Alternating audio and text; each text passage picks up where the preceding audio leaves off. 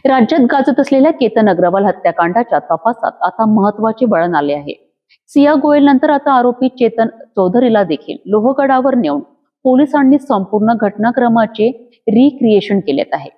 विशेष म्हणजे हत्येच्या दिवशी चेतनने घातलेली हुडी, कान टोपी आणि चेहऱ्यावरचा मास्क असा तोच पेहराव करून पोलिसांनी तपास केला.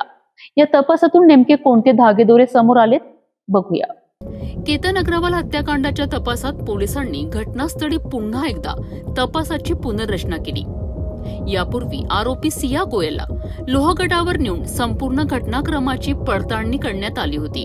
त्यानंतर आता सह आरोपी चेतन चौधरीलाही घटनास्थळी नेण्यात आले. पोलिसांनी चेतनला हत्येच्या दिवशी घातलेला तोच पेहराव परिधान करण्यास सांगितले. हुडी, कानटोपी आणि चेहऱ्यावर मास्क घालून त्याच्याकडून संपूर्ण घटनाक्रम पुन्हा करून घेण्यात आला.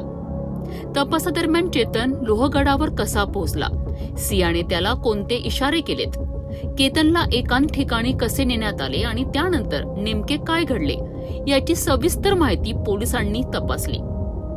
दरम्यान सिया आणि चेतन यांच्या जबाबात अनेक मुद्द्यांवर विसंगती आढळून आली आहे. दोघेही एकमेकांवर गंभीर आरोप करत असल्याने नेमका धक्का कोणी दिला हा तपासातील सर्वात महत्वाचा प्रश्न ठरला आहे. घटनास्थळी करण्यात आलेल्या पुनर्रचनेतून पोलिसांनी अनेक तांत्रिक आणि परिस्थितीजन्य पुरावे पडताळून पाहिले असून या तपासातून काही महत्वाचे धागेदोरे हाती लागल्याची माहिती सूत्रांकडून मिळत आहे. मात्र पोलिसांनी अद्याप अधिकृत तपशील जाहीर केलेला नाही.